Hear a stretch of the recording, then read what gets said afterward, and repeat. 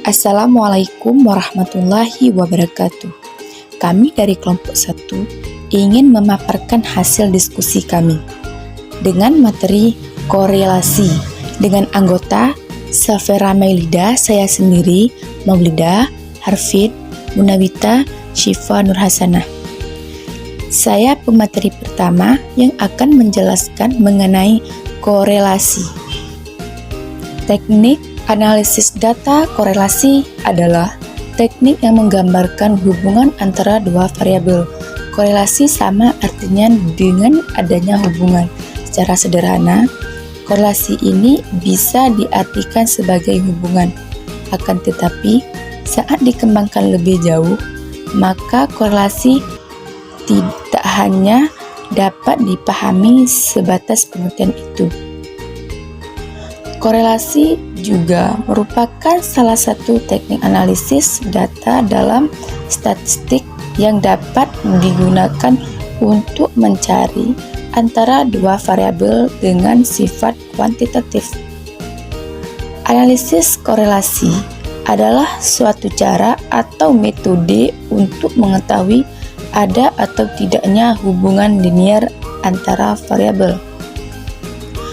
Apabila terdapat hubungan, maka perubahan-perubahan yang terjadi pada salah satu variabel X akan mengakibatkan terjadinya perubahan pada variabel lainnya, yaitu variabel Y. Selanjutnya, jenis dan teknik analisis korelasi. Itu ada dua. Yang pertama ada korelasi sederhana, yaitu korelasi yang merupakan analisis statistika yang digunakan untuk mengukur kekuatan hubungan antara dua variabel. Selanjutnya ada korelasi parsial atau korelasi sederhana yang akan melihat dan mengukur hubungan antara satu variabel dependen atau biasa disebut dengan variabel Y dan variabel independen atau variabel X. Maka pada korelasi parsial kita akan melihat lebih dari satu variabel, baik itu X1, X2 dan seterusnya. Selanjutnya perbedaan one talent and two talent. Secara sederhana, one talent atau two talent merupakan sebuah patokan untuk menguji sebuah hipotesis. Perbedaan antara kedua hal ini terletak pada hipotesis yang akan diuji. Cara mendeteksi ada atau tidaknya korelasi bisa menggunakan dua cara. Cara tersebut adalah dengan perhitungan koefisien korelasi dan deteksi dengan diagram pencar atau scatter plot. Untuk menunjukkan ada tidaknya hubungan antara kedua variabel X dan Y, kita bisa pakai scatter plot untuk mendeteksinya. Scatter plot merupakan diagram yang menyatakan persebaran nilai-nilai dari variabel pada sumbu X dan Y. Cara kedua bisa melihat hasil dari koefisien korelasi. Koefisien korelasi bertujuan untuk mengetahui ada atau tidaknya hubungan antara dua variabel, baik variabel X maupun variabel Y. Koefisien korelasi menggambarkan keeratan hubungan antara dua variabel.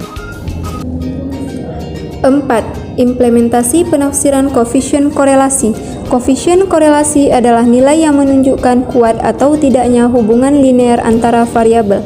Koefisien korelasi ini dilambangkan dengan huruf R, di mana nilai R bervariasi di rentang negatif 1 sampai positif 1. Nilai R yang mendekati angka negatif 1 atau positif 1 memberikan informasi bahwa kedua variabel memiliki hubungan yang kuat. Sedangkan angka R yang dekat dengan angka 0 menggambarkan bahwa hubungan antar variabel dinilai rendah. Sedangkan tanda positif dan negatif memberikan informasi mengenai arah hubungan antara dua variabel tersebut.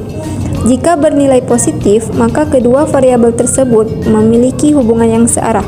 Dalam arti lain, peningkatan X akan bersamaan dengan peningkatan Y, dan begitu juga sebaliknya.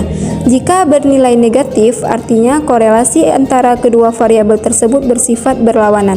Peningkatan nilai X akan dibarengi dengan penurunan Y.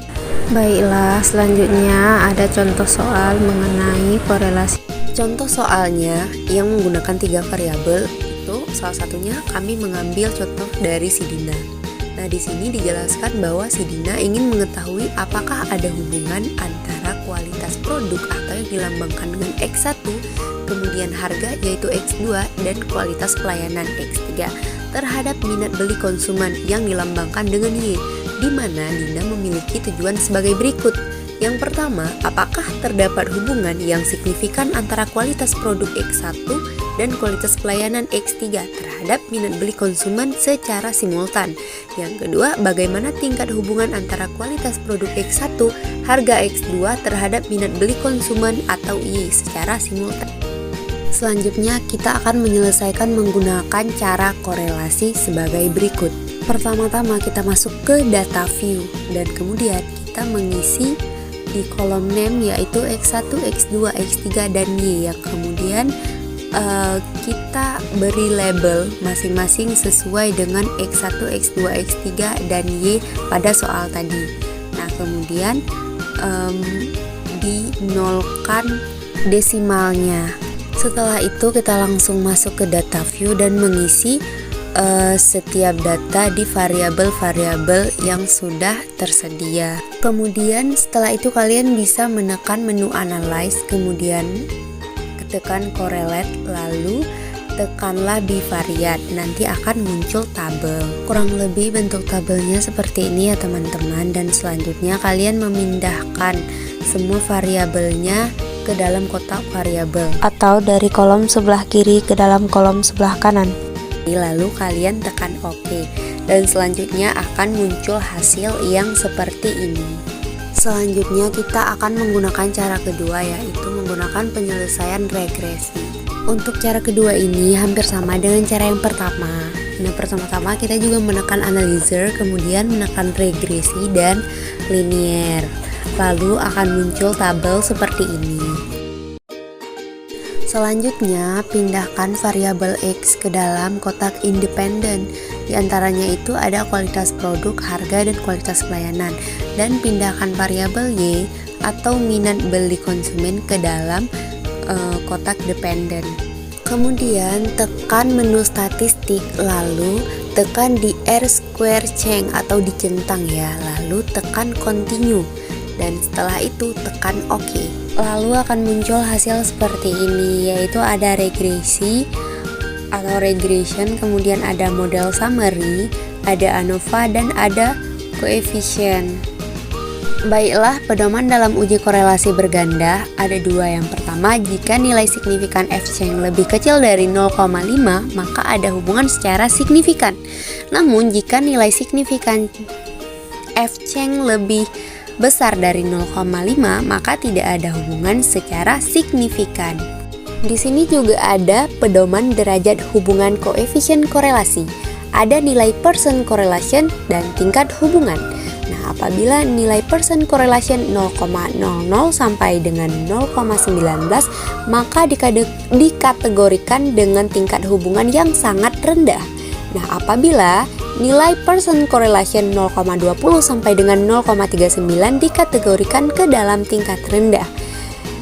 Dan ada juga 0,40 sampai dengan 0,59 itu masuk ke dalam kategori sedang.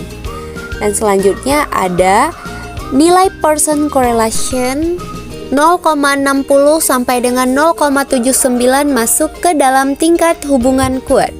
Dan yang terakhir ada nilai percent correlation 0,80 sampai dengan 0,99 masuk ke dalam tingkat hubungan yang sangat kuat. Kemudian kesimpulan, yaitu interpretasi tabel model output. Nah, nilai signifikansi sebesar 0,392 lebih besar daripada 0,05 maka bisa disimpulkan bahwa variabel kualitas produk X1 dan harga X2 serta kualitas pelayanan X3 memiliki hubungan yang tidak signifikan terhadap minat beli konsumen atau Y secara simultan. Dan selanjutnya nilai R atau koefisien korelasi sebesar 0,479 maka bisa disimpulkan tingkat hubungan antara kualitas produk X1, harga X2 dan kualitas pelayanan X3 terhadap minat beli konsumen atau Y tidak memiliki hubungan secara simultan. Baik, sekian dari penjelasan kami mengenai korelasi dan regresi. Semoga teman-teman dapat belajar dari channel ini. Dan apabila channel ini bermanfaat bagi kalian, silahkan kalian like, subscribe, bahkan komen di bawah ya. Kalian bisa juga share channel ini ke teman-teman kalian. Baiklah, sekian dari penjelasan kami. Kami pamit undur diri. Wassalamualaikum warahmatullahi wabarakatuh.